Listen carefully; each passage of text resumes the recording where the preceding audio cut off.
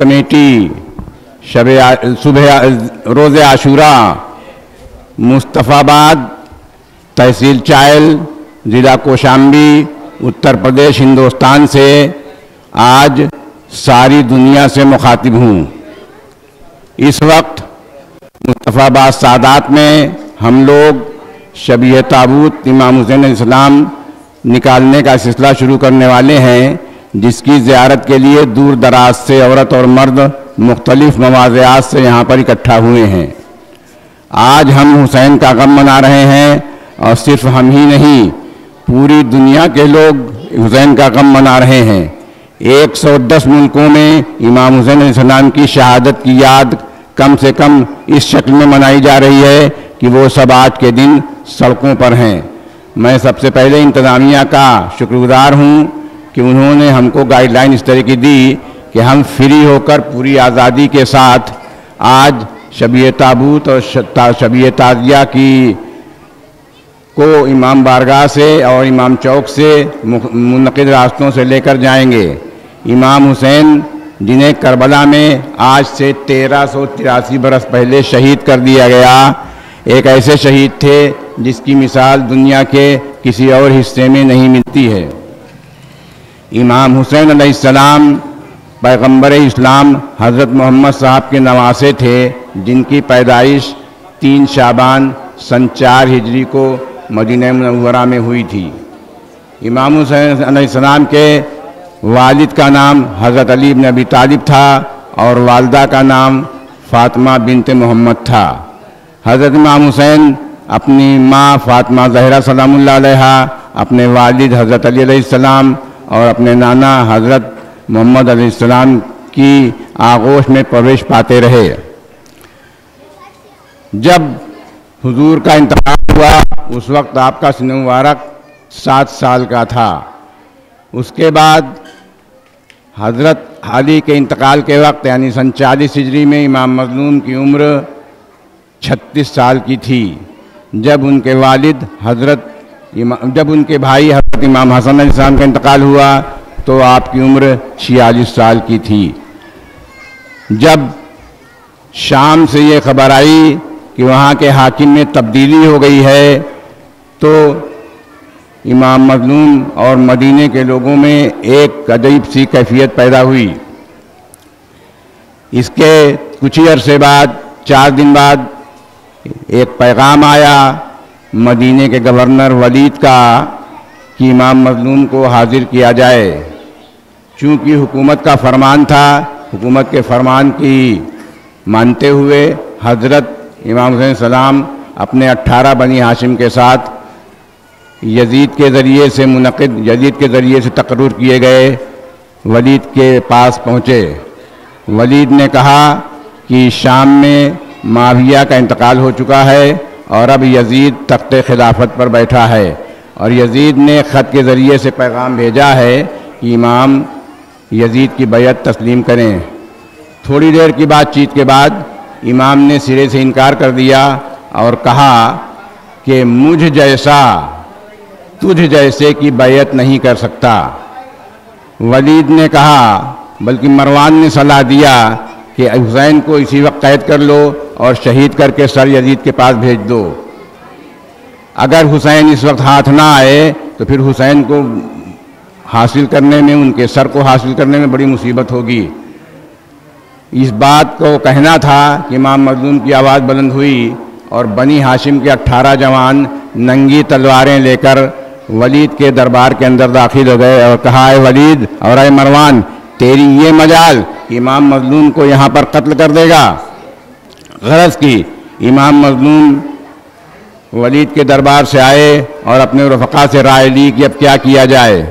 یزید نے مدینے کا ماحول اس قدر خراب کر دیا تھا کہ مدینے میں ہر خاص و عام گالیاں دیتا تھا، خاندان بنی ہاشم کو برا بھلا کہتا تھا، اور ایک کیفیت یہ آئی کہ امام مظلوم کا مدینے میں رہنا دشوار ہو گیا۔ امام حسین علیہ السلام 28 رجب سن 60 ہجری کو مدینہ چھوڑ کر جانب مکہ روانہ ہوئے تاکہ مکہ پہنچ کر ذی الحجہ کے مہینے میں حج کر لیں۔ تقریباً 20-25 دن کی مسافت کے بعد مدینہ مکرمہ سے چل کر مدینہ منورہ سے چل کر مکہ معظمہ تک پہنچے اور حج کا انتظار کرنے لگے۔ جو حضرات حج کرنے گئے ہیں جانتے ہیں کہ وہاں پر منی میں، عرفات میں، مزدلفہ میں اور تمام جگہوں پر کافی وقت تک رہنا پڑتا ہے۔ امام مظلوم ان ساری مسافات کو طے کرتے ہوئے، ان ساری صعوبات کو طے کرتے ہوئے، ان ساری ضروریات کو طے کرتے ہوئے یہ تھا کہ 3 دن بعد حج ہونے والا ہے، لیکن اسی درمیان اطلاع ملی کہ یزید نے خانہ کعبہ کی بے حرمتی کے لیے حاجیوں کے بھیس میں، کپڑوں میں خنجر چھپا کر روانہ کیے ہیں، اور اس بات کی یزید سازش کر رہا ہے کہ حج کے دوران ہی امام مظلوم اور ان کے کچھ ساتھیوں کو شہید کر دیا جائے، قتل کر دیا جائے، اور اس بات کو اڑا دیا جائے کہ اتنے بڑے مجمع میں نہ جانے کس نے حسین کا قتل کر دیا۔ جب امام مظلوم کو یہ بات پتہ چلی کہ یزید نے کئی درجن افراد کو حاجیوں کے بھیس میں ہمیں خانہ کعبہ کے اندر، مکہ مکرمہ کے اندر قتل کرنے کے لیے بھیجا ہے، تو امام مظلوم نے حج کو عمرے میں بدلا۔ آپ غور کریں، ہماری زندگی کے سارے ارمان ہوتے ہیں کہ ایک بار حج پورا ہو جائے، لیکن ہائے رسول کا نواسا کہ حج کے درمیان مکہ معظمہ میں مہینے 1.5 مہینے رہنے کے بعد بھی ان کو حج، آخری حج میں یزید کی سازش سے حج نصیب نہ ہوا، اور 7 ذی الحجہ کو امام مظلوم نے مکہ بھی چھوڑ دیا۔ اسی درمیان کوفے سے، جہاں حضرت علی کی دارالحکومت سن 36 سے سن 40 ہجری تک تھی، اتنے خطوط امام مظلوم کے پاس آئے اور 70,000 کے خط آئے۔ ان خط میں لکھا تھا کہ اے مولا، اے حسین، یزید کی حکومت، یزید کے نمائندے کوفے میں ہم لوگوں کو اتنا پریشان کر رہے ہیں کہ جینا مشکل ہو گیا ہے، آپ کوفے میں آئیے اور ہماری سرپرستی کیجئے۔ امام مظلوم ایک ایک خط پر غور کرتے رہے، اور اس بات کا فیصلہ کرنے میں ان کو کچھ وقت لگا کہ کوفہ جایا جائے یا نہ جایا جائے، لیکن بعد کے آنے والے کچھ خطوط ایسے تھے جس میں لکھا تھا کہ اے حسین، ہمارے خط لکھنے کے بعد بھی اگر آپ نے ہماری نمائندگی نہیں کی، ہماری سرپرستی نہیں کی، ہماری مدد نہیں کی، تو ہم روز قیامت رسول اللہ سے فریاد کریں گے کہ ہم کوفے والے حسین کو بلاتے رہے اور رسول نہیں آئے۔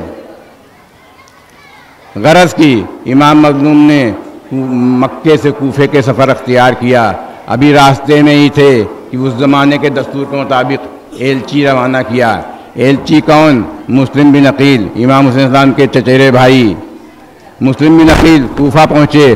تاریخ لکھتی ہے کہ کوفہ پہنچتے ہی کوفے کے 80,000 لوگوں نے جناب مسلم پر بیعت کر لی، جناب مسلم کے ہاتھوں بیعت کر لی، اور یہ کہا کہ ہم لوگ حکومت وقت سے بے حد پریشان ہیں، یزید کی فوج سے بے حد پریشان ہیں۔ 80,000 لوگوں نے بیعت کی۔ جناب مسلم بن عقیل کوفے میں رہے، لیکن اسی درمیان کوفے کے کچھ مشیر خاص جو یزید کے تھے، انہوں نے یزید کی اطلاع بھیجی کہ اگر موجودہ گورنر رہا تو یزید کو کوفے میں بھی، امام حسین کو کوفے میں روکنا بڑا مشکل ہو جائے گا۔ چنانچہ یہ پیغام پہنچتے ہی یزید نے اپنی حکومت کے سب سے خونخوار، سب سے ظالم ابن زیاد، جو اس وقت بصرہ کا گورنر تھا، اس کو خط بھیجا کہ تم فوراً بصرہ سے چارج دے کر کوفہ پہنچو۔ ابن زیاد بھی اتنا ڈرا ہوا تھا کہ تاریخیں لکھتی ہیں کہ رات کو چہرے پر نقاب ڈال کر اہل بیت اطہار حسین کے ماننے والوں کے بھیس میں وہ کوفہ پہنچا، اور کوفہ پہنچنے کے بعد اپنے مشیروں سے رائے لی، اور رائے لینے کے بعد یہ طے ہوا کہ کل سے اس بات کا اعلان کر دیا جائے کہ جن جن لوگوں نے مسلم کے ہاتھ پر بیعت کی ہے وہ اپنی بیعت فوراً واپس لے لیں، مسلم کا ساتھ چھوڑ دیں، ورنہ حکومت کی طرف سے بے حد زیادتی کی جائے گی۔ چنانچہ اس پیغام کا پہنچنا تھا کہ حکومت کی زیادتیاں شروع ہو گئیں۔ کل جناب مسلم کے ہاتھوں پر جن لوگوں نے بیعت کی تھی وہ ایک ایک کر کے بیعت سے مکرنے لگے، اور شاید یہی وجہ ہے کہ آج بھی کوفے کے لوگوں کو اگر بے وفا لوگوں کا نام کہیں لکھا جاتا ہے تو کوفے والوں کو لکھا جاتا ہے، اور بے وفا لوگوں کو کوفی کہا جاتا ہے۔ کوفے والوں نے جو 80,000 جناب مسلم کے ساتھ تھے، 3 دن کے اندر جناب مسلم کا ساتھ چھوڑ دیا۔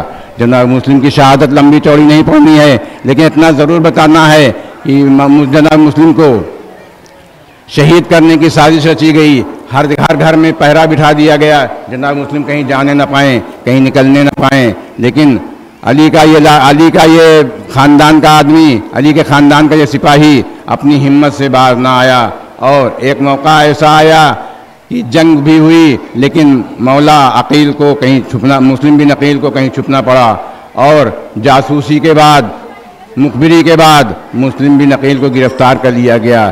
گرفتار کرنے کے بعد پسر سعد ابن زیاد جو کوفے کا گورنر تھا، وہ مسلم بن عقیل کو لے گیا، اور لے جانے کے بعد ان سے کہا کہ بتاؤ اب تمہارے ساتھ کیا کیا جائے۔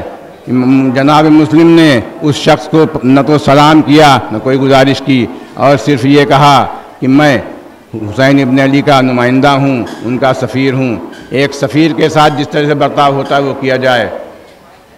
ابن زیاد نے کہا میں تمہیں قتل کر دوں گا، جناب مسلم نے کہا میں تیار ہوں، لیکن جس طرح سے قتل کیا گیا وہ بھی تاریخ میں اپنی جگہ پر محفوظ ہے۔ جناب مسلم بن عقیل کو محل کے سب سے اوپری منزل پر لے جایا گیا، ہاتھ پیر باندھ دیے گئے اور وہاں سے نیچے زمین پر پھینک دیا گیا، جس سے ان کی شہادت واقع ہوئی۔ اور شہید ہونے کے بعد بھی تاریخ لکھتی ہے کہ ان ظالموں نے، ان مسلمانوں نے جو کوفے میں اس وقت تھے، جناب مسلم بن عقیل کے پیروں میں رسیاں باندھی، اور دونوں پیروں میں رسیاں باندھ کر کئی لوگ کھینچتے جاتے تھے سڑکوں پر، اور یہ کہتے جاتے تھے دیکھو حسین کے ماننے والوں کا یہ انجام ہوتا ہے، حسین کے چاہنے والوں کا یہ انجام ہوتا ہے۔ میں اپنے اتنے بڑے مجمع کو بتا دوں کہ یزید اس وقت دنیا کا سب سے بڑا بادشاہ تھا۔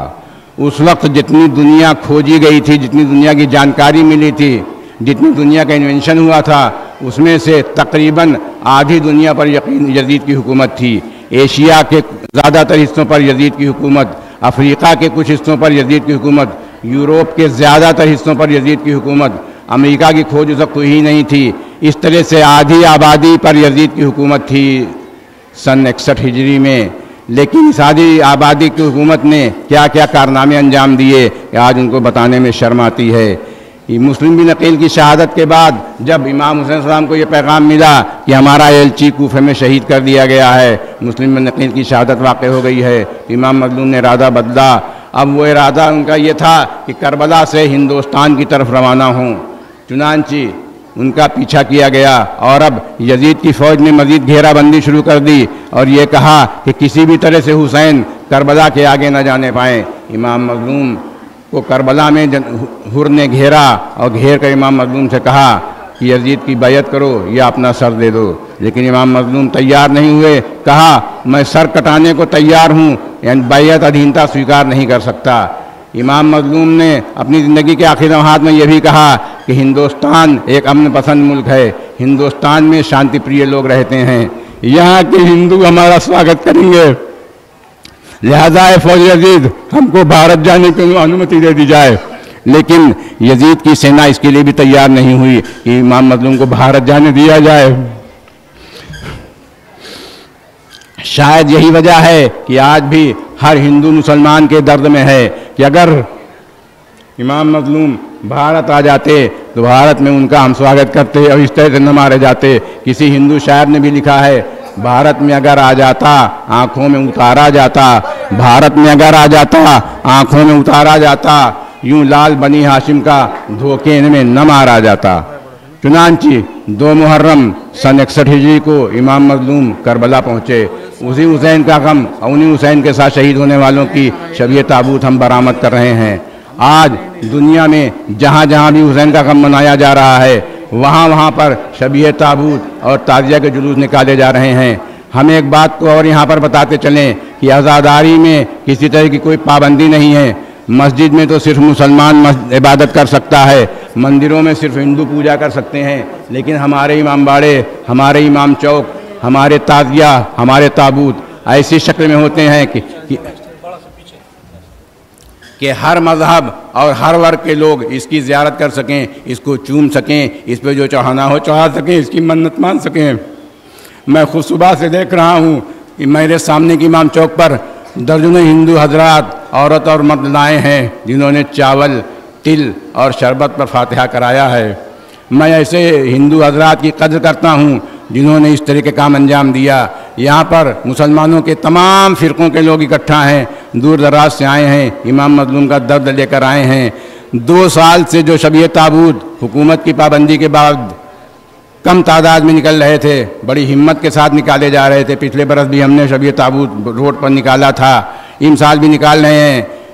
یہ سب لوگ بڑی بڑی مصیبتیں برداشت کر کے آئے ہیں، میں ان سب کا خیر مقدم کرتا ہوں۔ اے حسین کے ماننے والوں، اے حسین کے چاہنے والوں، حسین کی آپ سے اپیل ہے، حسین کی آپ سے فریاد ہے کہ غریبوں کی مدد کیجئے، انسانوں کی مدد کیجئے، شہیدوں کا سمان کیجئے، حکومت سے لڑنا سیکھیے، حکومت کے لوگوں سے غلط بات کو مخالفت کرنا سیکھیے۔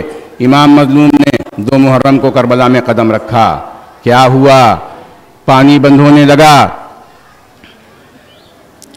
پانی بند ہونے لگا۔ 3 محرم آئی، 4 محرم آئی۔ غرض کی یزید کی فوجوں کی تعداد بڑھتی رہی، کبھی شمر آیا، کبھی خولی آیا، کبھی ہرمولہ آیا، اہل بیت کی بے چینی بڑھنے لگی۔ 4 محرم آئی، 4 محرم کو کربلا میں جو کمانڈنٹ تھے ان کا نام تھا پسر سعد، اس نے آرڈر کیا کہ امام کے خیمے دریا سے دور کر دیے جائیں۔ اس سمے پینے کے پانی کا سادھن صرف دریا تھا، نہ سمرسیبل تھے، نہ ہینڈ پائپ تھا، نہ کچھ تھا، صرف دریا سے پانی آتا تھا اور لوگ پیتے تھے۔ اپنے ساتھ بہت بڑی تعداد میں پانی بھرنے کی مشق لے کر چلتے تھے۔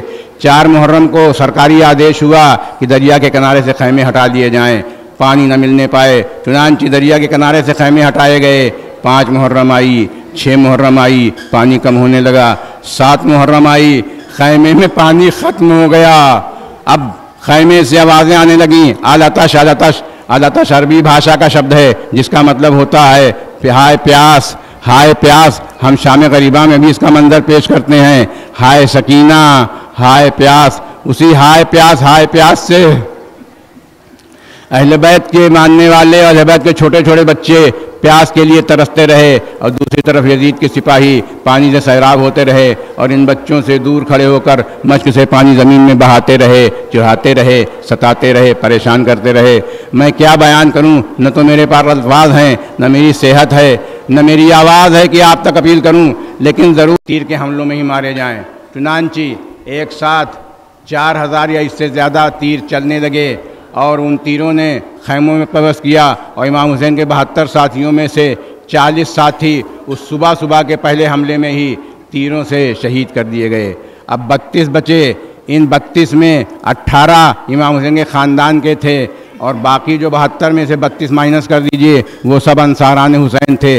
امام حسین نے بھی شہادت کے لیے کیا اچھا انتظام کیا تھا کہ ان 72 شہیدوں میں ایشیا کے لوگ بھی تھے، افریقہ کے لوگ بھی تھے، یوروپ کے لوگ بھی تھے۔ یعنی یزید کو ایک بات کا کھلا چیلنج دے رہے تھے کہ اگر تمہاری حکومت ایشیا میں ہے، افریقہ میں ہے، یوروپ میں ہے، تو ہمارے چاہنے والے بھی ان تمام ممالک موجود ہیں۔ چنانچہ بازار کارزار گرم ہوا۔ اب تھوڑی دیر میں آپ کے سامنے شب تابوت برآمد کر رہا ہوں۔ یہاں پر تاریخ ایک واقعہ اور لکھتی ہے کہ وہ حر جس نے امام اسلام کو گھیرا تھا اور گھیر کر کربلا میں لایا تھا، 9 محرم کی رات وہ اپنے خیمے میں تھا کہ اس کے کانوں میں بچوں کی ہائے پیاس کی آواز پہنچی۔ حر بے چین ہو گیا، بے چین ہو کر ٹہلنے لگا۔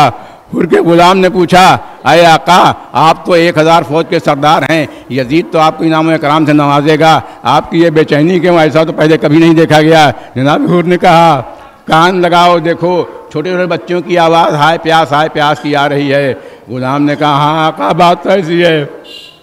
یزید نے کہا، میں اپنا پورا منصب، پورا عہدہ اور پوری جائیداد چھوڑ کر، پورا منصب چھوڑ کر امام مظلوم کی طرف جانا چاہتا ہوں۔ غلام تیار ہو گیا، بیٹا تیار ہو گیا۔ چنانچہ 10 محرم کی صبح جناب حر علیہ السلام پسر سعد کو اطلاع کر کے اور فوج حسینی کی طرف آ گئے، امام حسین صاحب کے خیمے میں آ گئے، اور آپ نے آقا سے ہاتھ جوڑ کر معافی مانگی کہ اے آقا، میں ہی گنہگار ہوں جو آپ کو گھیر کر کربلا میں لایا، میں ہی گنہگار ہوں، مجھے معاف کر دیجئے۔ حر دونوں ہاتھ باندھے تھا۔ امام مظلوم نے کہا کہ اے حر، میں نے معاف کیا، میرے خدا نے تمہیں معاف کیا، تم آج اسی طرح ہو جس طرح یہ مان لو کہ اپنے ماں کے پیٹ سے پیدا ہوئے ہو۔ غرض کہ حر اپنے سارے گناہ امام سے بخشوانے کے بعد ایک بار امام کے پاس آیا، اے مولا، لڑائی کا بازار گرم ہو چکا ہے، موارث طلبی یعنی پسر سعد کی طرف سے آدمی بھیجنے کی بات شروع ہو گئی ہے، میں جانا چاہتا ہوں شہید ہونے کے لیے۔ امام مظلوم نے کہا آپ تو میرے مہمان ہیں، مہمان اتنی جلدی کہیں رخصت ہوتا ہے؟ اور وہاں عرب کا دستور بھی تھا، کوئی آدمی جائے 3 دن تک مہمان رکھا جاتا تھا۔ چنانچہ جناب حر مچلے، جناب حر نے ریکویسٹ کیا، جناب حر نے اصرار کیا کہ نہیں، سب سے بڑا گنہگار میں ہوں جو آپ کے گھیر کر لایا تھا، اس لیے میں سب سے پہلے شہید ہونا چاہتا ہوں۔ ہم لوگ آپ کے سامنے جناب حر علیہ السلام کی شبیہ برآمد کر رہے ہیں۔ حسین کا یہ غلام، حسین کا آزاد کردہ یہ غلام جسے حر کہا جاتا ہے، حر کے معنی آزادی ہوتی ہے، حر کے معنی سدنتا ہوتی ہے۔ جناب حر کی شبیہ تابوت برآمد ہوئی۔ امام حسین علیہ السلام کا یہ ساتھی کربلا کے میدان میں گیا، کشتوں کے پشتے لگا لیے، بہت سے لوگوں کو واصل جہنم کیا۔ لیکن آپ جانتے ہیں کہ لڑائی، پرانے زمانے کی لڑائی کا دستور یہ تھا کہ پہلے ایک سے ایک کی لڑائی ہوتی تھی، ایک سے ایک کی لڑائی ہوتی تھی، لیکن جب دشمن پار نہیں پاتا تھا تو سب مل کر حملہ کرتے تھے۔ چنانچہ جناب حر کو بھی گھیر کر حملہ کیا گیا، اور یوں بھی جو چند گھنٹے پہلے یزید طرف رہا ہو امام طرف آ گیا، تو حر کی جناب حر سے دشمنی اور ذاتی طور پر بدلہ لینے کی بات فوج کے دل میں تھی، اس لیے فوج نے بدلہ لینا شروع کیا۔ جناب حر کو گھیر کر تیروں سے، تلوار سے زمین پر گرایا گیا، گھوڑے سے زمین پر تشریف لائے، آواز دی اے آقا غلام کی خبر لیجئے۔ امام مظلوم اپنے گھوڑے پر سوار ہو کر جناب حر کی مدد کے لیے چلے۔ جناب حر نے وہ جنگ کی جو یادگار ہے، جناب حر نے وہ مارکا سر کیا، وہ کار انجام دیا۔ آج کسی کے منہ میں یہ زبان نہیں ہے کہ جناب حر کے لیے ایک لفظ کی کبھی کہہ سکے۔ میں اکثر اپنی تقریر میں کہتا ہوں کہ جناب حر کربلا کے ایک ایسے شہید تھے جنہوں نے صبح کی نماز یزید کے لشکر کے ساتھ پڑھی، ظہر سے پہلے وہ شہید ہو گئے۔ امام مظلوم کے پیچھے کم سے کم 10 محرم کو انہوں نے کوئی نماز نہیں پڑھی۔ امام مظلوم لیکن نظریات اتنی تیزی سے بدلے، یہ حر کے خیالات اتنی تیزی سے بدلے کہ آج ہر شخص حر کو علیہ السلام کہتا ہے، ہم بھی علیہ السلام کہتے ہیں، دنیا سے اپیل کرتے ہیں کہ علیہ السلام کہیے، اس لیے کہ حر نے اپنی غلطی کی معافی مانگی، حر کو امام مظلوم نے معاف کر دیا۔ چنانچہ جناب حر کی شہادت کے بعد ایک ایک کر کے انصار شہید ہوتے رہے۔ ایک انصار ایسا بھی تھا جس کا نام حبیب بن مظاہر لیا جاتا ہے، یہ کوفے کے رہنے والے تھے، امام مظلوم کے بچپن کے دوست تھے۔ امام مظلوم نے خط لکھ کر حبیب بن مظاہر کو بلایا تھا۔ حبیب بن مظاہر امام مظلوم کے چاہنے والوں میں سے تھے۔ سن کافی ہو گیا تھا، بھویوں کے بال سفید ہو چکے تھے، اور حبیب بن مظاہر صرف جنگجو نہیں تھے، صرف فوج کے سردار نہیں تھے، بلکہ عالم فقہ اور مولانگی جتنی بھی علم ہوتے ہیں سب کو واقف تھے، شرع جانتے تھے، شجرہ جانتے تھے، مذہب جانتے تھے۔ امام مظلوم نے ایسے ساتھی کو بلایا، امام مظلوم نے ان کو انصاروں کا کمانڈر بھی بنایا۔ چنانچہ شہادت جناب حر کے بعد اب دوسری شبیہ تابوت ہم برآمد کرنے جا رہے ہیں، وہ جناب حبیب ابن مظاہر کی ہے۔ حبیب ابن مظاہر امام حسین کے بچپن کے ساتھی، امام حسین کے وہ ساتھی جو عربی زبان میں، فارسی زبان میں، اس وقت کی رائج ترکی زبان میں ہر طرح سے ہر علم میں مضبوط تھے، ان کو امام مظلوم نے بھیجا، لڑائی کی۔ حسین کا یہ بوڑھا سپاہی قلب لشکر میں گھس گیا۔ تاریخ بتاتی ہے کہ حسین کے اس بوڑھے سپاہی نے وہ یادگار زمانہ جنگ کی جو اتہاس کی کتابوں میں، ہسٹری کتابوں میں آج بھی محفوظ ہے۔ امام مظلوم کے سپاہی جناب حبیب بن مظاہر کو آخرکار کہاں تک لڑتے، 3 دن کا بھوکا پیاسا یہ بوڑھا سپاہی کس حد تک جنگ کرتا۔ چنانچہ ایک موقع ایسا بھی آیا کہ فوج یزید نے گھیر کر حبیب ابن مظاہر کو بھی شہید کر دیا۔ حبیب ابن مظاہر کی شہادت سے امام مظلوم کو بے حد ملال ہوا۔ امام مظلوم بے حد غمگین ہوئے اور کافی دیر تک حسین کا غم مناتے رہے۔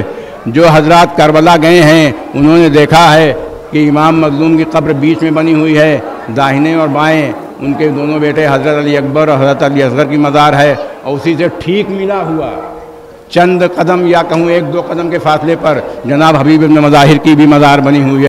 کربلا کے اسی کیمپس میں، اسی صحن میں، اسی حال میں صرف یہی 4 قبریں ہیں، امام مظلوم کی، ان کے دونوں لڑکوں کی اور حبیب ابن مظاہر کی۔ اس سے آپ اندازہ لگائیں کہ حبیب ابن مظاہر سے امام مظلوم کس قدر پیار کرتے تھے، اور حبیب بھی کس قدر پیار کرتے تھے امام مظلوم سے کہ کوفے کی تمام گھیرے بندی کے باوجود کربلا کی تمام گھیرے بندی کے باوجود آپ 5 محرم کو امام مظلوم کے ساتھ ہوئے تھے. ہم نے شبیہ برآمد کی امام حسین کے ساتھی حضرت حبیب بن مظاہر کی. حضرت حبیب بن مظاہر کی شہادت کے بعد ایک بار پھر فوج مخالف سے آواز آئی، اے حسین اب تمہارے خزانے میں جو ہو اس کو شہادت کے لیے بھیجو. امام مظلوم نے شہادت کے لیے تمام انصاران کو بھیجے. میں نے بتایا کہ کربلا کے 72 شہید ہیں. 72 شہید میں 18 امام حسین کے خاندان کے تھے اور 54 ایسے تھے جو حسین کے خاندان کے تو نہیں تھے لیکن ان پر جان نچھاور کرنا چاہتے تھے. ان 54 میں سے 40 پہلے ہی حملے میں شہید ہو گئے تھے تیر کے حملے سے. اب جو 40 کے بعد 14 جوان بچے تھے ایک ایک کر کے شہید ہوتے گئے. امام مظلوم کے ساتھ سفر کے دوران ایک قافلے نے دیکھا کہ آگے آگے یہ کون سا چاند جا رہا ہے جس کا چہرہ منور ہے، جس کا چہرہ نور سے بھرا ہوا ہے. امام مظلوم کے پیچھے پیچھے یہ قافلہ ہو لیا. یہ قافلہ وہب بن عبداللہ کلبی کا تھا جن کی شادی کو بھی چند دن ہوئے تھے. شادی کے ساتھ ان کی دلہن بھی تھی، ان کی والدہ بھی تھی، ان کی ماں بھی تھی اور وہب بن عبداللہ کلبی بھی تھی. یہ لوگ یوروپ کے ویاپار کرنے والے تھے اور امام مظلوم کے ساتھ پیچھے پیچھے چل رہے تھے. جب امام مظلوم کو یہ احساس ہوا کہ کوئی قافلہ ہمارا پیچھا کر رہا ہے تو کہا اے عباس جا کر پتہ کرو یہ کون ہے. حضرت عباس پتہ کر کے آئے. کہا وہب بن عبداللہ کلبی نام کا ایک شخص ہے جس کی شادی کو چند دن ہی ہوئے ہیں اور وہ ویاپار کرتا ہے. جناب امام نے کہلایا کہ وہب سے کہو اگر مناسب سمجھیں مجھ سے ملاقات کر رہے ہیں. وہب بن عبداللہ کلبی امام مظلوم کے سامنے آئے. امام مظلوم نے اپنا جب پریچے دیا، اپنے بارے میں بتایا کہ میں علی کا بیٹا ہوں، رسول کا نواسا ہوں، فاطمہ کا لخت جگر ہوں، تو وہب بن عبداللہ کلبی کا دل پسیجا اور وہ امام مظلوم کے ساتھ ہو لیے. وہب بن عبداللہ کلبی مذہب کے حساب سے عیسائی تھے اور امام مظلوم کے ساتھ عیسائی بھی شہید ہوئے، بودھ بھی شہید ہوئے ہیں. ہم آپ کے سامنے وہب بن عبداللہ کلبی جو تازہ امام کے ساتھ آئے تھے چند دن پہلے، جن کی شادی کو بھی مہینے بھر بھی نہیں گزرا تھا، وہب بن عبداللہ کلبی امام مظلوم کے ساتھ شامل ہوئے اور مادر وہب نے کہا کہ مولا میرے بیٹے کو مرنے کی اجازت دیجیے. وہب بن عبداللہ کلبی امام مظلوم سے اجازت لے کر جنگ کے لیے چلے. ہم آپ کے سامنے وہب بن عبداللہ کلبی کی شبیہ تابوت برآمد کر رہے ہیں. یہ وہ شبیہ تابوت ہے جو کربلا کو انسانیت سے جوڑتی ہے، جو کربلا کو ہیومینٹی سے جوڑتی ہے. اس لیے کہ کربلا میں ہر مذہب اور ہر ورگ کے لوگوں نے امام مظلوم کی حمایت کی تھی. یزید نے کوشش کی کہ امام مظلوم کا غم چھپا رہے لیکن نہیں، یزید کا غم نہیں چھپ سکا، حسین کا غم نہیں چھپ سکا. یزید سر عام پکڑا گیا.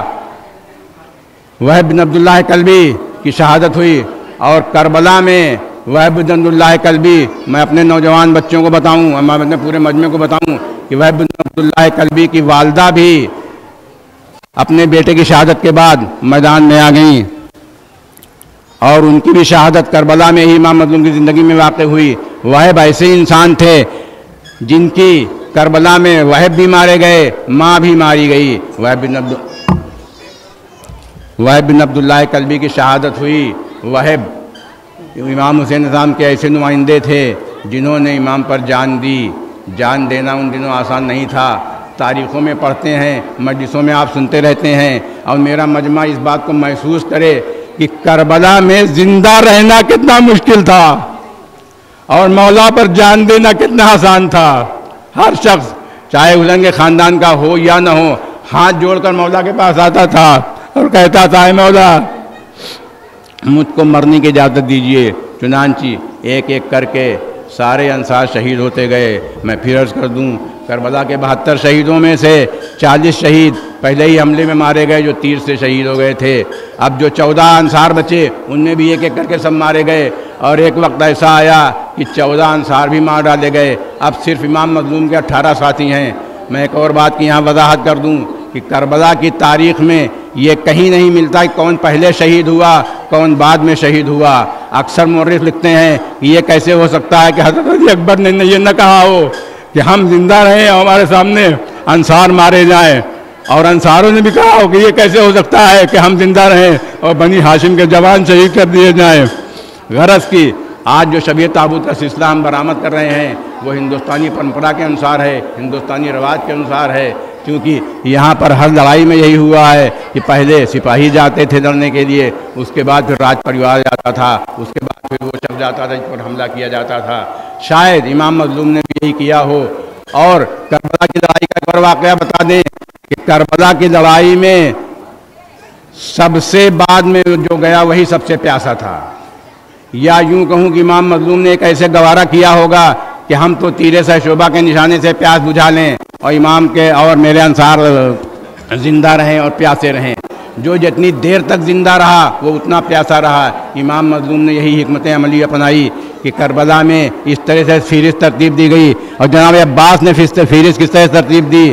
آج یورپ کے اتہاس، دنیا کی تاریخ اس بات سے بھری ہوئی ہے، دنیا کے تاریخ داں جنگجو اس بات پر تعجب کرتے ہیں کہ کربلا میں کیسی حکمت عملی تھی کہ 72 لوگ 30,000 کم سے کم 9 لاکھ زیادہ سے زیادہ اتنی فوج سے دن بھر لڑتے رہے۔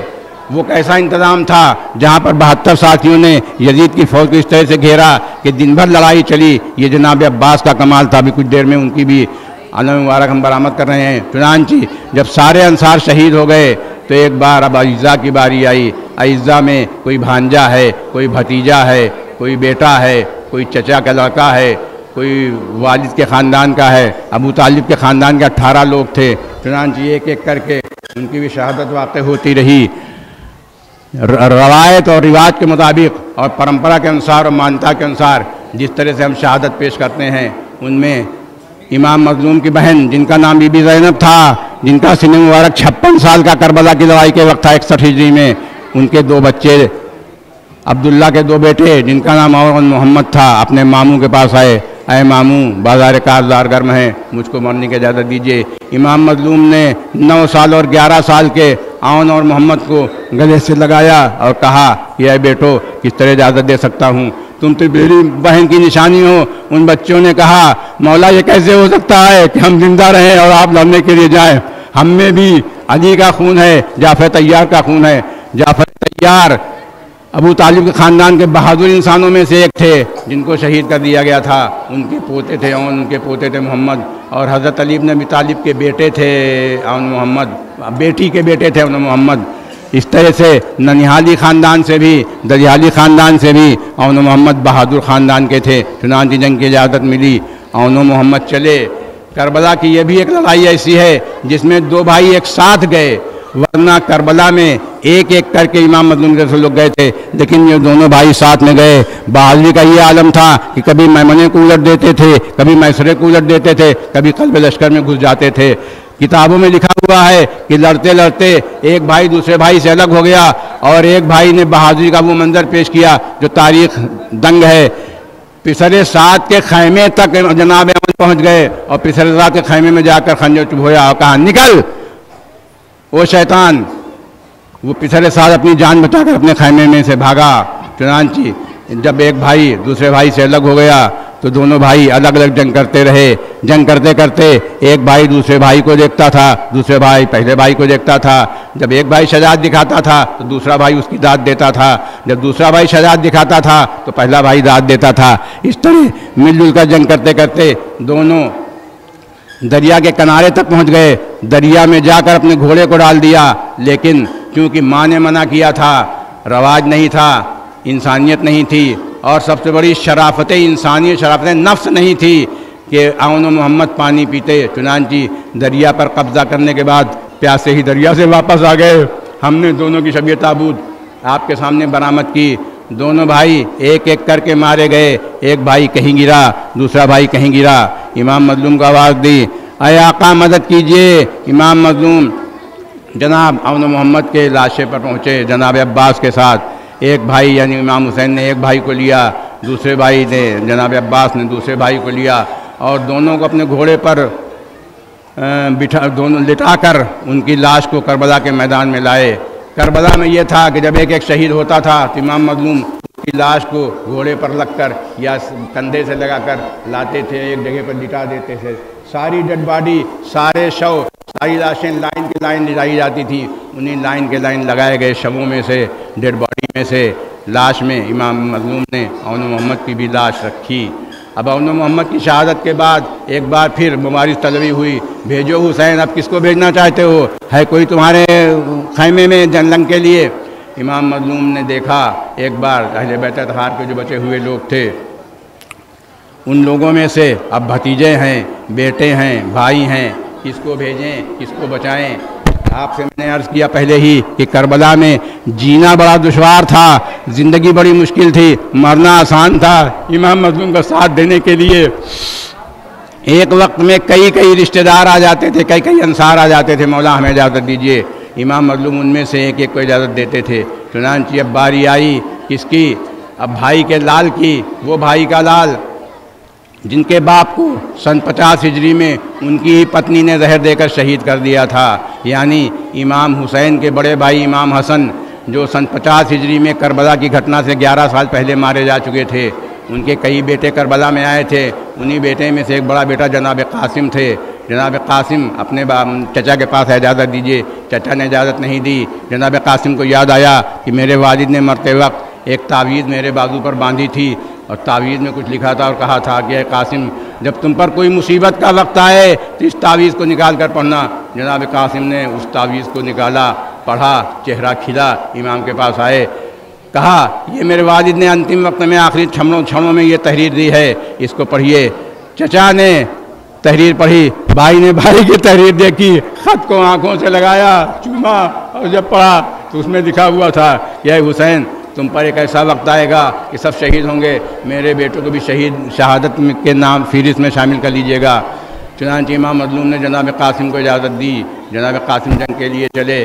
ایک تاریخ اور ملتی ہے اور اس پر علماء میں بھلے اختلاف ہو لیکن ہمارے موضوع میں کم سے کم اختلاف نہیں ہے کہ امام مظلوم نے کربلا میں اپنی بیٹی جناب فاطمہ کبریٰ کا نکاح بھی جناب قاسم کے ساتھ پڑھایا تھا۔ نکاح یا ہوا یا نہیں اس میں علماء میں اختلاف ہے، لیکن اس وقت عرب کا جو دستور تھا میں آپ کے سامنے عرض کروں کہ ہر 9 سال سے زیادہ بڑی بیٹی کو قید کر لیا جاتا تھا اور اس کو کنیزی میں لے لیا جاتا تھا۔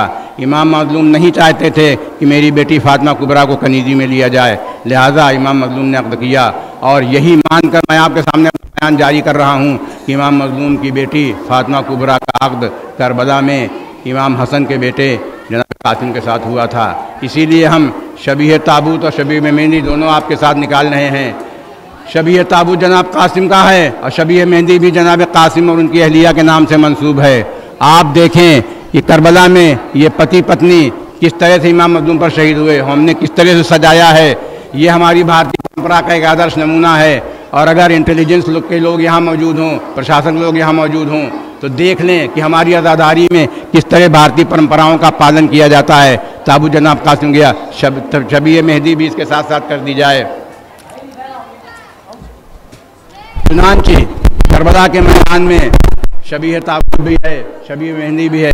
شبیہ مہندی اس طرح سے رہی کہ ان کو بھارتی پرمپرا کے انسار سجایا گیا، اس میں چوڑیاں بھی ہیں، مسی بھی ہیں اور مہندی بھی ہے اور تمام طرح کے سامان ہیں۔ کربلا میں میر انیس نے بھی کہا ہے یا رب بطول پاک کی کھیتی ہری رہے، بطول پاک کی کھیتی ہری رہے، سندل سے مانگ بچوں سے گودی بھری رہے۔ بچوں سے گودی تو نہ بھر سکی لیکن جناب قاسم کی شہادت واقع ہوئی، ان کی بیوی کی مہندی تھی۔ سوچئے 3 دن پہلے شادی جس کی ہوئی ہو اس کا پتی اگر مار دیا جائے تو پتنی کس طرح سے ولاپ کرتی ہے، کس طرح سے روتی ہے، کس طرح سے افسوس کرتی ہے، آپ کے سامنے ہے۔ ہم نے شبیہ مہندی کو ڈھک کر بھی نکالا ہے تاکہ کسی پردگی نہ ہو، حرمتی نہ ہو۔ آپ نے اتنے بڑے مجمع کے ساتھ تعاون کیا، ہمیں شکریہ بجا لاتا ہوں، لیکن ابھی ہمارا وقت پروگرام ختم نہیں ہوا ہے۔ جناب قاسم کو جب شہید کر دیا گیا تو امام مظلوم کو آواز دی، جناب قاسم نے آیا آقا مدد کیجئے۔ امام مظلوم اپنے بھتیجے کی مدد کے لیے اتنی تیزی سے دوڑے کہ تاریخ لکھتی ہے امام مظلوم کو تیزی سے آتا دیکھ کر فوج عزیزی بھگدڑ مچ گئی، فوج عزیزی بھاگی اور اسی بھاگنے کے دوران جناب قاسم کی لاش ان کی زندگی میں ہی پامال کر دی گئی۔ جناب قاسم کی لاش کے ٹکڑے ٹکڑے ہو گئے اور وہ ٹکڑے بھی کسی ایک جگہ پر نہیں تھے، کچھ ٹکڑے یہاں، کچھ ٹکڑے 5 قدم دور، کچھ ٹکڑے 4 قدم دور، کچھ ٹکڑے 10 قدم دور۔ جو حضرات کربلا گئے ہیں، گنج شہیدہ میں گئے ہیں، انہوں نے بھی دیکھا ہے کہ جناب قاسم کی قبر تمام شہیدوں کے ساتھ تو ہے لیکن چند قدم کے فاصلے پر ہے۔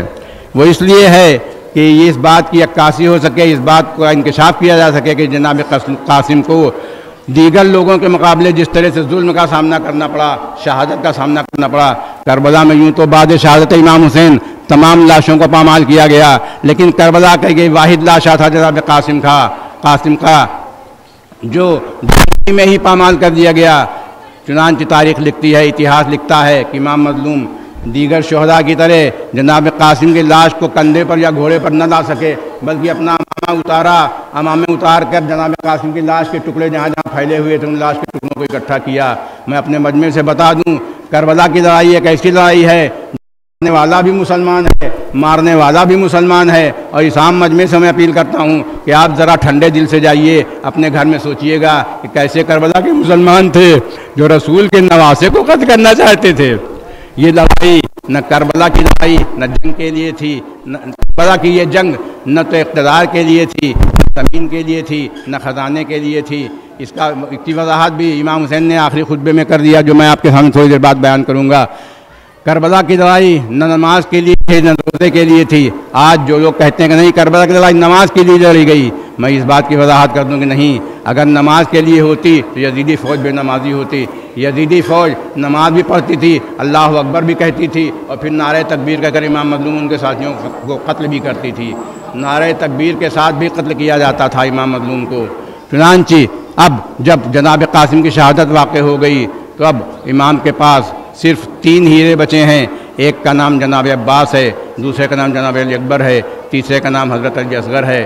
حضرت علی اصغر بھی چھوٹے تھے اس لیے بول تو نہیں سکتے تھے۔ جناب علی اکبر اور جناب عباس امام مظلوم کے پاس جنگ کے لیے آئے۔ امام مظلوم بڑے تذبذب میں تھے، کس کو اجازت دیں کس کو نہیں اجازت دیں، کیونکہ جناب عباس کہتے تھے یہ کیسے ہو سکتا ہے کہ میں زندہ رہوں اور آپ کا بیٹا اکبر مارا جائے۔ جناب علی اکبر یہ کہتے تھے یہ کیسے ممکن ہے کہ فوج کا سپہ سالار مارا جائے اور ایک ادنا سپاہی زندہ رہے۔ چنانچہ امام مظلوم نے تھوڑی دیر غور کیا، فکر کیا، اور یہ ہوا کہ حضرت عباس بچوں کے لیے پانی لائیں۔ میں اپنے مجمع کو اس بات کی وضاحت کر دوں کہ امام مظلوم کی ایک بیٹی تھی 4 سال کی جس کا نام سکینہ تھا۔ سکینہ بی بی اپنے بھائی عباس سے بڑی پیاری تھی۔ عباس کے والد کا نام بھی علی تھا، حسین کے والد کا نام بھی علی تھا۔ جناب عباس حضرت امام حسین کے بھائی تھے، اور اس بھائی کو عباس کو اپنی بھتیجی بڑے بھائی کی لڑکی بی بی سکینہ سے اتنا پیار تھا کہ بی بی سکینہ جب مشق لے کر آئیں تو جناب عباس بے چین ہو گئے، اور اس بہانے سے حضرت امام حسین صاحب کے پاس گئے کہ اے مولا مجھ کو جنگ کی اجازت دیجیے، بچے پیاسے ہیں ان کے لیے میں پانی لیتا ہوں۔ جناب امام مظلوم بڑی مشکل سے راضی ہوئے، جناب عباس پانی کے لیے گئے۔ لیکن کربلا کا ایک ایسا شہید تھا جس پر امام مظلوم نے تمام طرح کے بار کر دیے۔ حضرت عباس کم سے کم 3 چیزیں لے کر گئے، ایک حسینی پرچم، ایک مشق سکینہ، اور ایک جنگ کا کوئی سامان۔ کربلا کے دیگر شہید جب جاتے تھے تو صرف جنگ کا سامان لے کر جاتے تھے، نہ ان کے ساتھ علم ہوتا تھا نہ ان کے ساتھ مشق ہوتی تھی۔ لیکن کربلا کا یہ اکیلا اکلوتا شہید ہے جس کے کاندھے پر امام مظلوم نے 3 طرح کا بار رکھا۔ کربلا میں ہم جناب عباس کی شبیہ تابوت برآمد نہیں کر رہے، اس لیے کہ جناب عباس کی لاش ان شہداء میں نہ مولا لا سکے جہاں پر سب کو لٹایا جاتا تھا۔ صرف ان کا علم خیمے میں آیا، اسی علم کو نکالا جا رہا ہے۔ یہ علم ہماری فتح کی نشانی ہے، یہ علم ہمارے مذہب کی شان ہے، یہ علم ہر جگہ نصب ہے، اس علم کی سب عزت کرتے ہیں۔ آپ چاہے تاجر نکالیں یا نہ نکالیں، لیکن میں نے دیکھا ہے، میں نے دوسری جگہوں پر بھی محرم کے دوسرے دنوں میں شرکت کی ہے، یہ علم ہر جگہ نصب رہتا ہے، ہندوؤں کے مکان پر بھی رہتا ہے، مسلمانوں کے مکان پر بھی رہتا ہے۔ ہندو اس لیے علم لگاتے ہیں کہ یہ ایسا ویر شہید تھا، یہ ایسا بہادر انسان تھا جس کے علم کو دیکھ کر ہم کو بہادری کا سبق ملتا ہے، بہادری کا پاٹھ ملتا ہے۔ یہ ایسا شہید تھا جو بچوں کے لیے پانی لانے گیا تھا، جنگ کرنے نہیں گیا تھا۔ جنگ کرنے اگر جاتا پورے اسلحے لے کر جاتا، جنگ کرنے جاتا اگر واقعی جنگ کرنے جاتے تو پھر علم ساتھ میں نہ جاتا، لیکن عباس کے ساتھ علم بھی تھا، مشق سکینہ بھی تھی، اور لڑائی کا سامان ٹوٹا ہوا نیزہ بھی تھا۔ چنانچہ جناب عباس دریا پر گئے، پانی بھرا۔ آپ جانتے ہیں دریا نیچے کی طرف ہوتا ہے، ڈھال کی طرف ہوتا ہے۔ جناب عباس دریا پر قبضہ کر کے ڈھال کی طرف اترے، مشق میں پانی بھرا، پانی بھر کر اب چاہتے ہیں اوپر آئیں۔ اوپر سے نیچے کی طرف جانا تو آسان ہے، دریا میں اترنا تو آسان ہے، لیکن دریا سے اوپر کی طرف چڑھنا بڑا مشکل ہوتا ہے۔ چنانچہ جناب عباس نے بھی بہادری کا پرچہ دیا۔ 4000 تیر اندازوں کو نظر انداز کرتے ہوئے جناب عباس ایک بار دریا کو عبور کر کے دریا کی بلندی کی طرف چڑھائے اور برابر جگہ پر آ گئے۔ اب فوج عزیز کو یہ لگا کہ عباس کو اس طرح جانے دیا گیا اور خیمے میں پانی پہنچ گیا تو امام حسین کا جو بچے ہوئے 1-2 سپاہی ہیں وہ بھی تر و تازہ ہو کر پھر جنگ کریں گے۔ چنانچہ یہ ہوا کہ مشق میں تیر لگایا جائے، اس کے پہلے 2 ظالم آئے، سامنے سے حضرت عباس پر وار کرنا بڑا مشکل تھا، ایک آیا پیچھے سے اتنی بھرپور تلوار ماری کہ کاندھے سے حضرت عباس کا داہنا شانہ کٹ گیا۔ جناب عباس نے علم کو بائیں ہاتھ میں لیا، مشق کو دانتوں میں دبایا، ایک ایسا وار ہوا کہ بایاں ہاتھ بھی کٹ گیا۔ اب کیا تھا، مشق ہے، دانت بغیر ہاتھوں کے عباس ہیں، مشق کو دانتوں میں لے کر چلے۔ یزیدی فوج کو لگا کہ یہ کیسا بہادر سپاہی ہے کہ ہم نے اس کے دونوں ہاتھ کاندھوں سے کاٹ ڈالے، لیکن پھر بھی یہ آگے بڑھتا جا رہا ہے۔ چنانچہ مشق پر تیر مارا گیا، مشق میں تیر لگنا تھا، مشق میں چھید ہونا تھا، پانی کا بہنا تھا۔ جناب عباس کا دل ٹوٹ گیا۔ جناب عباس نے ارادہ کیا کہ اب خیمے کی طرف نہیں جائیں گے، اس لیے کہ چھوٹے چھوٹے بچے پانی کی امید میں بیٹھے ہیں، پانی کی آشا میں بیٹھے ہیں، ہم ان کو کیا منہ دکھائیں گے۔ جناب عباس خیمے کی طرف نہ جا کر یا لڑائی مکمل نہ کر کے ایک بار پھر ترائی کی طرف چلے گئے اور اپنی جان دینا مناسب سمجھا۔ ترائی میں گئے، پھر بھی فوج یزید عباس پر قابو نہیں پا رہی۔ ایک تیر آیا جو آنکھوں میں لگا۔ آپ محسوس کریں کہ اگر آنکھ میں چھوٹی سی کنکری بھی چلی جاتی ہے تو کتنی مصیبت ہوتی ہے۔ ہم تب تک کھجلاتے رہتے ہیں آنکھ کو جب تک کہ وہ کنکری نہ نکل جائے۔ جس شخص کے تیر لگا ہو کیسے ہو سکتا ہے کہ وہ لڑائی کرتا، لیکن بہادری کا یہ عالم تھا کہ جناب عباس نے گھوڑے پر بیٹھے بیٹھے اپنے دونوں گھٹنوں کو جوڑ کر آنکھوں سے تیر نکالنا چاہا، لیکن اسی درمیان جب سر نیچا ہوا، اب جناب عباس کا سر جھکا تیر نکالنے کے لیے تو پیچھے سے ایک سپاہی آیا اور بھرپور گدا کا وار، گرز کا وار عباس پر کیا۔ میں اپنے چھوٹے بچوں کے لیے بتا دوں، گرد لڑائی کا ایک ایسا اسلحہ ہوتا ہے جس کو گدا کے روپ میں بھی آپ کہہ سکتے ہیں، لمبا راڈ اور اس کے بعد موٹا گولا لوہا۔ چنانچہ جناب عباس کے آنکھوں میں بھی تیر مارا گیا، گدا سے بھی شہید کیا گیا۔ اور کربلا کا یہ سپاہی جو کمانڈر بھی کربلا کا تھا، جس کی رننیتی کو آج بھی دنیا سراہتی ہے، یوروپ کے اتہاسکار بھی کہتے ہیں کہ جب عباس کے روضے کے سامنے فوج جاتی ہے، سیکنڈ ورلڈ وار میں گئی تو سلام کرتی ہوئی گئی۔ فوج کے کمانڈر نے سمجھایا کہ دیکھو یہ اس شہید کی لاش ہے جس نے اپنے 72 ساتھیوں کو دن بھر لڑایا۔ چنانچہ حضرت عباس کی شہادت کے بعد اب امام مظلوم ہیں اور ان کا بیٹا علی اکبر ہے، بیٹا مچل رہا ہے، 18 سال کا بیٹا ہے، نوجوان ہے، جس کی شادی کی امنگیں ہیں، شادی کی تیاریاں ہیں۔ حالانکہ شادی کہیں طے نہیں ہوئی تھی، لیکن سب کو ارمان تھا کہ 18 سال کے اس بیٹے کی شادی ہو جائے۔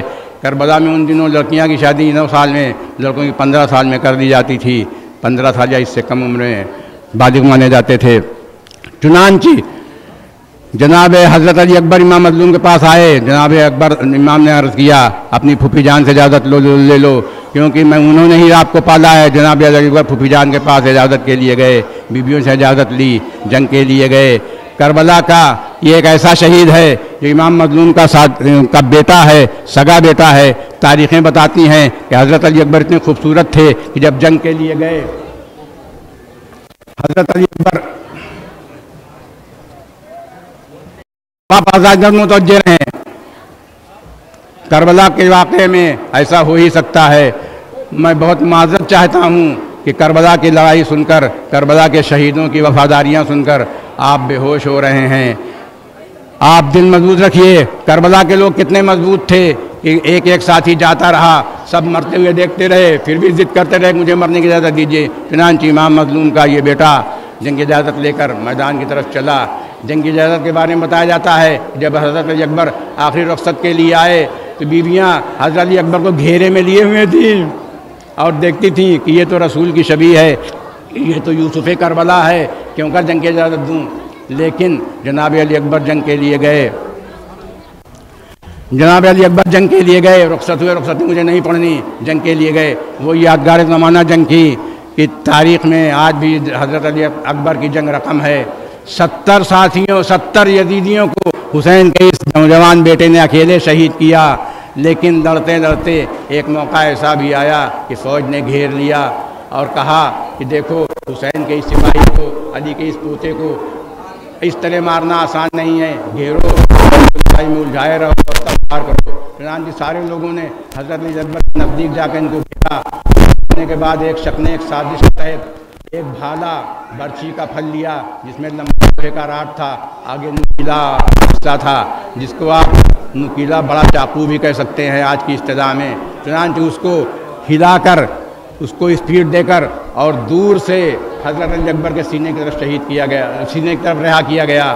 اور جب یہ تیر نیزہ حضرت علی اکبر کے سینے میں جا کر لگا تو اس قدر تیز تھا، اس قدر اسپیڈ تھی کہ حضرت علی اکبر کا سینہ کلیجہ چھلنی ہونے کے ساتھ ساتھ ہڈیوں میں بھی در آیا، ہڈیوں میں بھی گھس گیا، گھوڑے سے زنہ سنبھلا گیا، زمین پر تشریف لائے، آواز دی اے آقا مدد کو آئیے۔ اسی درمیان جس شخص نے وہ بھالا مارا تھا وہ نیزہ چپ ہوا تھا، اس شخص کو یہ لگا کہ اب میرا کام تو ہو گیا، اگر میں نیزہ نکال لوں تو دوسری جنگ میں کام آئے گا، پھر دوبارہ کام آئے گا۔ چنانچہ وہ جناب علی اکبر کے پاس پہنچا اور اپنا نیزہ نکالنا چاہا۔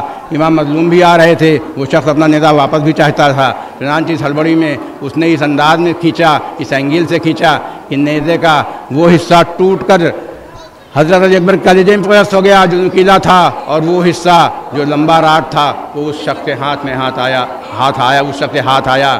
چنانچہ امام مظلوم جب حضرت علی اکبر کے پاس پہنچے تو دیکھا کہ 18 سال کا یہ جوان ایڑیاں رگڑ رہا ہے، موت کی ہچکیاں آ رہی ہیں۔ پوچھا اے بیٹا کیا تکلیف ہے؟ جناب علی اکبر نے عرض کیا اے بابا جان میرے کلیجے میں لگتا ہے کچھ چھپا ہوا ہے۔ امام مظلوم کربلا کا 57 سال کا یہ سرپرست، آپ غور کریں کتنا مشکل ہوتا ہے، 18 سال کا بیٹا باپ کے سامنے تڑپ رہا ہے اور امام مظلوم اس باپ کے بیٹے کے سہانے بیٹھے ہیں۔ امام مظلوم نے دیکھا نیزہ چبھا تھا، امام مظلوم نے ایک بار یا علی کہہ کر اپنے دونوں زانوں کے داہنے اور بائیں توڑ کر بیٹھے، جھکے اور حضرت علی اکبر کے سینے سے نکالنا چاہا۔ نیزہ اس قدر چبھا ہوا تھا، اس قدر اندر پرس تھا کہ نیزے کے ساتھ ساتھ حضرت علی اکبر کا کلیجہ بھی باہر آ گیا۔ کا یہ نوجوان شہید کر دیا گیا۔ ہم نے ابھی آپ کے سامنے اس شہید کی شبیہ تابوت برآمد کی، آپ نے دیکھا کس طرح سینے پہ نیزہ چبھا ہوا ہے۔ اب امام مظلوم ہیں، اکیلے ہیں، تنہا ہیں۔ ایک بار کربلا کے میدان میں گئے، آواز بلند کی حل من ناصر ینصرنا، کیا اس اتنے بڑے مجمع میں فوج میں کوئی ہے جو حسین کی مدد کرے؟ آواز آئی نہیں، اے حسین ہم تمہاری مدد نہیں کریں گے۔ لیکن اسی درمیان امام مظلوم کے خیمے میں، امام مظلوم کا ٹینٹ جہاں پر لگا ہوا تھا وہاں سے شور اٹھا۔ امام مظلوم نے کہا میری زندگی میں یہ شور کیسا ہے؟ امام مظلوم ایک بار پھر پلٹ کر خیمے میں گئے، پلٹ کر اس حصے میں گئے جس کو انہوں نے اپنا ٹیمپریری ہاؤس بنا رکھا تھا۔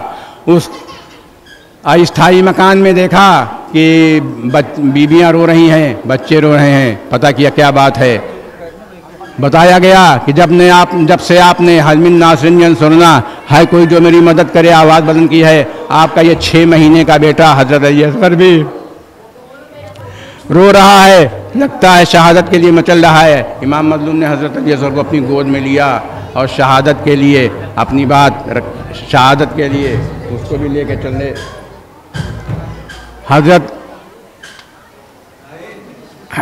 امام حضرت علی اصغر کو لے کر چلے۔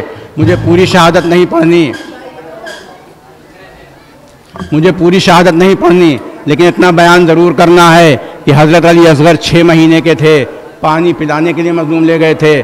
آج ہندو بھی ہوتا تو پانی پلا دیتا، مسلمان بھی ہوتا تو پانی پلا دیتا، لیکن کربلا کے یہ شہید، کربلا کے یہ یزیدی کس طرح سے ظالم تھے، دشت تھے کہ انہوں نے 6 مہینے کے بچے پر بھی ترس نہیں کھایا۔ اس 6 مہینے کے بچے کو مارنے کے لیے 3 پھل کا تیر جوڑا گیا۔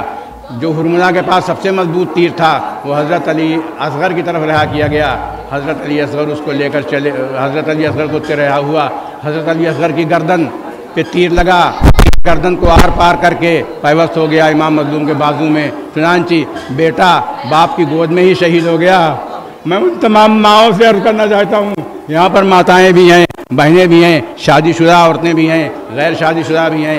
ایک وواہت عورت، شوہر جس کا پتی اس کے بچے کے لیے پانی لینے گیا ہو، وہ پتی کس طرح سے بیٹے کی لاش ماں تک پہنچائے، یہ بڑی سخت منزل ہوتی ہے، بڑا مشکل مرحلہ ہوتا ہے۔ اور تاریخ میں ملتا ہے کہ امام مظلوم بھی 7 بار سوچا کہ اس کی ماں تک اس کی لاش پہنچا دیں، اور 7 بار گئے اور پھر واپس آئے، پڑھتے جاتے تھے انا للہ و انا الیہ راجعون رضاً بقضائہ و تسلیما لامرہ۔ چنانچہ کربلا کا یہ ننھا شہید آپ کے سامنے جس کی شبیہ تابوت برآمد کر رہے ہیں، جو ابھی جھولے پر ہی جھولا کرتا تھا، جس کی ماں اور بہنیں اس کو جھولا جھلایا کرتی تھیں، اس شبیہ تابوت کو ہم نے آپ کے سامنے برآمد کیا۔ دونوں شبیہیں آپ کے سامنے ساتھ میں جا رہی ہیں۔ آگے کربلا کا وہ ننھا مجاہد ہے۔ اے کربلا کے ننھے سے مجاہد، تجھ کو سلام، تجھ کو اس مجمع کا سامان، تجھ کو 3 پھل کے تیر سے مارا گیا، تیری گردن کو چھید دیا گیا، تیرا جھولا ماں کس طرح جھلاتی تھی۔ حضرت علی اصغر کا جھولا بھی آپ کے سامنے گیا۔ آپ نے دیکھا کربلا میں کتنے ظالم تھے کہ 6 مہینے کے بچے کو بھی نہیں بخشتے تھے۔ آج میں نے پڑھا ہے، میں نے سنا ہے کہ کربلا کے اس شہید کی یاد میں وہ بھی دودھ چڑھاتے ہیں، بچے بھی دودھ چڑھاتے ہیں، مائیں بھی دودھ چڑھاتی ہیں، اور اگر بچوں کے لیے دودھ نہیں ہوتا تو منت مانتی ہیں کہ مجھ کو علی اصغر کا واسطہ، مجھ میں ایسی طاقت دے دے کہ میں تھوڑی دیر اور مصائب پڑھ سکوں۔ کربلا کا یہ ننھا شہید جب شہید ہو گیا، امام کے پاس کچھ نہیں رہا، امام مظلوم واپس لائے، 7 بار آگے بڑھے، 7 بار پیچھے آئے، ماں کو بیٹے کی لاش دیا، ماں نے پوچھا پانی پلا لائے، امام نے جواب دیا خود ہی دیکھ لو۔ جب بی بی ام رباب مادر علی اصغر نے علی اصغر کے چہرے سے کپڑا ہٹایا تو کیا دیکھا کہ بیٹے کی گردن چھدی ہوئی ہے، خیمے میں کوہرام برپا ہو گیا۔ آئے مولا، کس طرح شہید کیا گیا۔ امام مظلوم نے سوچا ابھی مرنے کے بعد لاش پر گھوڑے دوڑائے جائیں گے، لہذا اس لاشوں کو دفن کر دیا جائے۔ امام مظلوم نے اپنی تلوار سے اس چھوٹے سے بچے کے لیے قبر بنائی۔ شاعر نے لکھا ننھی سی قبر کھود کے اصغر کو گاڑ کے، ننھی سی قبر کھود کے اصغر کو گاڑ کے، شبیر اٹھ کھڑے ہوئے دامن کو جھاڑ کے۔ اب شبیر نہیں ہے، آخری جنگ ہے، جنگ کے لیے چلے امام مظلوم۔ کوئی تیر سے مارتا ہے، کوئی تلوار سے مارتا ہے، کوئی نیزے سے مارتا ہے، کوئی چبوتا ہے۔ امام مظلوم گئے، رجز پڑھا، رجز میں بیان کیا جاتا ہے کہ آپ نے کہا اے فوج یزید سنو، کیا میں نے رسول کے حلال کو حرام کر دیا؟ جواب آیا نہیں۔ امام مظلوم نے پھر سوال کیا کیا میں نے دین اسلام کے حرام کو حلال کر دیا؟ جواب آیا نہیں۔ تو امام مظلوم نے کہا کیا میں نبی کا نواسا نہیں ہوں؟ جواب آیا یقیناً آپ نبی کے نواسے ہیں۔ تو امام مظلوم نے آخری سوال کیا پھر مجھے کیوں مار رہے ہو؟ مجمع نے جواب دیا میں جنگ بدر کا، جنگ احد کا، جنگ خندق کا بدلہ لینا چاہتا ہوں۔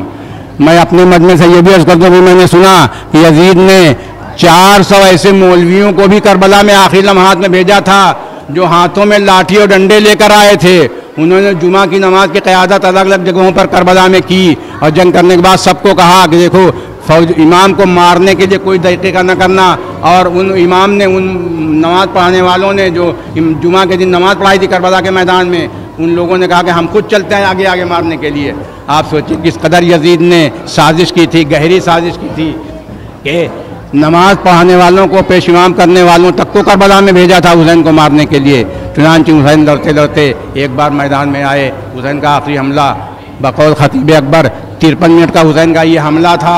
امام حسین ایک ہاتھ میں تلوار لیے جنگ کرتے جاتے تھے، فوج میں اپنے گھوڑے کو چھڑاتے تھے، اور جس طرف بھی نظر چلی جاتی تھی مجمع پھٹ جاتا تھا۔ امام مظلوم مارتے جاتے تھے اور انسانی فطرت کہتے جاتے تھے اے فوج آؤ لڑو حسین سے، دیکھو حسین کی بہادری، تم نے میرے عباس کو مار ڈالا، تم نے میرے اکبر کو مار ڈالا، تم نے میرے اصغر کو مار ڈالا، تم نے میرے محمد کو مار ڈالا، میرے قاسم کی لاش کو پامال کر دیا، آؤ حسین کی جنگ دیکھو، آؤ لڑو۔ امام مظلوم اپنے ساتھیوں کو بھی خطاب کر رہے تھے، اپنے عزیز داروں کو، دیکھو اس بوڑھے کی جنگ دیکھو، 57 سال کے سپاہی کی جنگ دیکھو۔ ہم آپ کے سامنے شبیہ تابوت امام حسین برآمد کر رہے ہیں، اس کے بعد صرف ایک تابوت اور ہے۔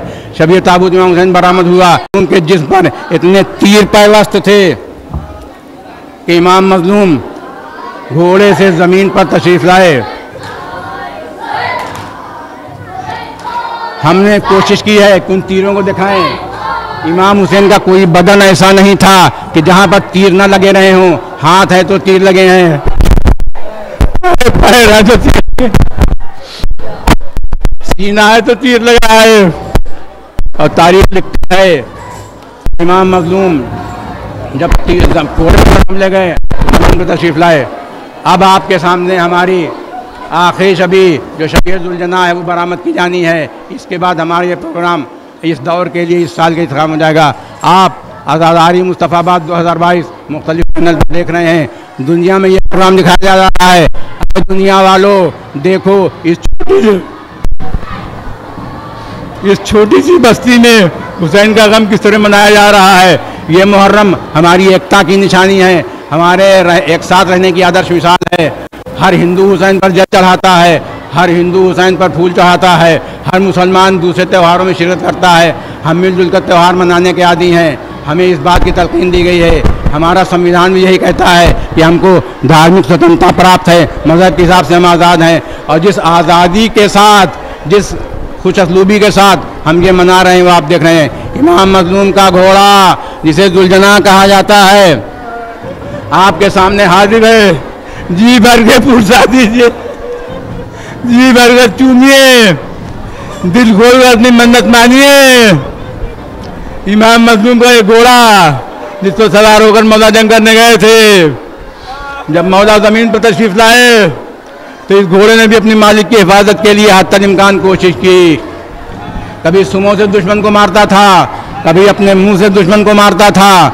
फौज यजीद ने इस पर भी तीर चलाया, लेकिन यजीदियों ने कहा इस घोड़े पर मैंने रसूल को चढ़े हुए देखा है, ये कैसे हो सकता है कि रसूल के घोड़े को मारा जाए। ऐ करबला के यजीदियों, ऐ वक्त के यजीदियों, ऐ बदलते दौर के यजीदियों, देखो कि एक जानवर भी किस कदर वफादार होता है। जहाँ अपने मालिक की खाता है उसी की बजाता है। हमें भी ये सबक मिलता है इस जुलजना से कि हम भी इंसान बने, सबक लें, उस जगहों की इज्जत करें जहाँ से हमको परवान चढ़ने का मौका मिला है। उन लोगों को बेहतर कहें जिन्होंने हमको आगे बढ़ाने में मदद की है। लेकिन इमाम मज़लूम का ये घोड़ा करबला में गया, बीबियाँ भरपूर पुरसा दें, हमारा नज़रान अक़ीदत पेश हो गया, हमारी ये इंसान आज़ादारी 2022 की बात मुकम्मल हो गई। आपने जिस खुशअस्लूबी से इसको सुना, अंजाम दिया, हम आपके बेहद शुक्रगुज़ार हैं। मुख्तलिफ इलाक़ों से ये 10 हज़ार का मजमा जो मेरी नज़र के सामने है, या माइक से सुन रहा है या इंटरनेट के ज़रिए से पूरी दुनिया में ये प्रोग्राम देखा जा रहा है, हम उन सब का शुक्रिया अदा करते हैं और दुनिया भर के अवाम से गुजारिश करते हैं कि हुसैन के रास्ते पर चलो। हुसैन का पैगाम ये है कि जुल्म से घबराओ नहीं, ज़्यादती से घबराओ नहीं, जुल्म का डर को मुकाबला करो।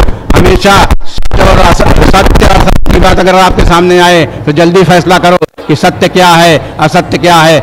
सत्य की हमेशा जीत होती है, सत्य हमेशा जीतता है, सत्य में जयते होता है। एक बार फिर मैं आपसे चाहूँगा कि आप मेरी आवाज़ पर लब्बैक कहें और भरपूर नारा लगाएं। लब्बैक या हुसैन, लब्बैक या हुसैन, लब्बैक या हुसैन। हुसैनियत जिंदाबाद, हुसैनियत, हुसैनियत जिंदाबाद। बहुत बहुत शुक्रिया। अब